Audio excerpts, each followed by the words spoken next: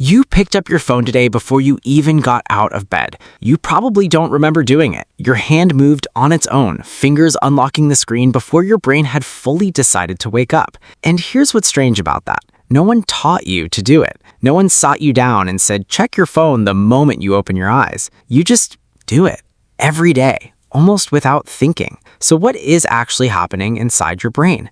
The answer isn't about addiction. Not exactly. It's older than that.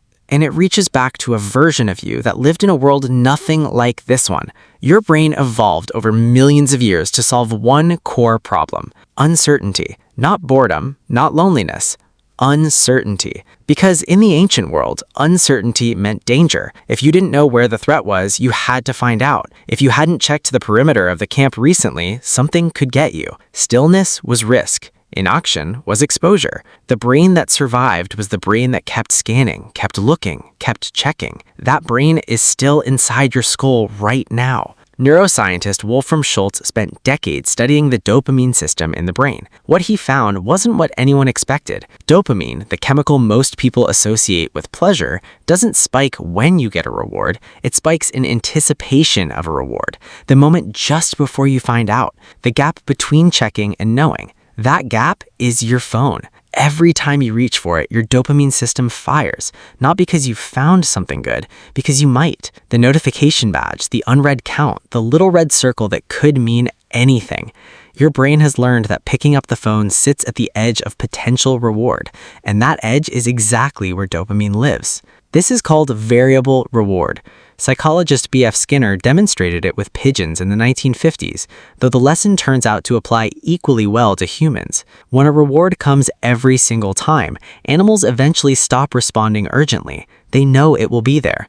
But when a reward comes sometimes, unpredictably, randomly, the response intensifies. Animals press levers faster. They become compelled. They can't stop checking. Your phone uses variable reward with mathematical precision. Sometimes you unlock it and there's nothing. Sometimes there's a message from someone you love. Sometimes there's news that changes your day. You never know which one it will be, and that not knowing is the entire mechanism. Your brain doesn't get to relax because the loop never closes. Every check creates the possibility of a new check. But there's something even deeper at work here. Humans are a deeply social species. More than almost any other animal on the planet, your survival has always depended on other people. Not just on food or shelter, but on your place in the group. Whether you were included, whether you were seen, whether the people around you still considered you one of them. Anthropologist Robin Dunbar, who spent his career studying human social groups, found that the human brain evolved with a built-in social accounting system. You track roughly 150 people at a time. You monitor their status, their feelings towards you, their proximity.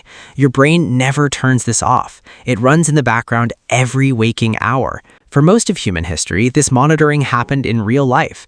You could see the people in your group. You could read their faces. You could sense the temperature of your social world without having to look anything up. Now, your social world is invisible. It lives inside a device. The people you care about are somewhere out there, living lives you cannot see, thinking thoughts you cannot hear. And the only way to check on your standing in that world is to pick up the phone and look. So you do, again and again. Your ancient social brain experiences the invisible social world the way your ancient threat brain experienced the dark. Something might be out there. Better check. There's a term for this: fear of missing out. Researchers Przylski, Maruyama, Dehaan, and Gladwell published a study in 2013 identifying it as a measurable psychological state rooted not in vanity but in the fundamental need to belong. When that need goes unconfirmed, your brain treats it as a low-grade threat. It doesn't hurt yet, but the uncertainty is uncomfortable enough to keep you checking. You check to relieve the discomfort. The discomfort returns, you check again. This is the loop. And your phone is designed at an engineering level to keep that loop running. The infinite scroll has no natural stopping point, no edge to reach. The notification arrives just as you were about to put the phone down. None of this is accidental. Tristan Harris, a former design ethicist at Google, has documented how persuasive design techniques borrowed directly from casino engineering are built into the platforms you use every day. The slot machine doesn't just take your money. It borrows your brain's own reward system and turns turns it into the product. But understanding the mechanism gives you something useful, the ability to see it working. Your checking isn't weakness, it isn't a personality flaw. It is an ancient system doing exactly what it was built to do, operating inside a world that didn't exist when the system was built. The brain that evolved to scan for predators is now scanning for notifications. The brain that needed to confirm its place in the tribe is now confirming it through likes and messages. The system isn't broken, it's just mismatch. And mismatches, once you see them, can be worked with. You can't remove the dopamine loop. You can't switch off the social monitoring system.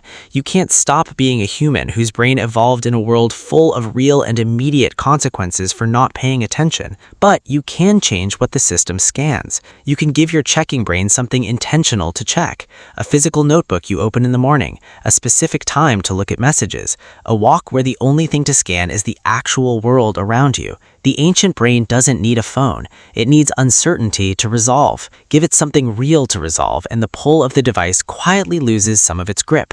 Tonight, when you reach for your phone without thinking, your hand moving before your mind decides, you'll know exactly what's happening. A brain built for the savannah, checking the perimeter one more time, making sure everything is still okay, just like it always has.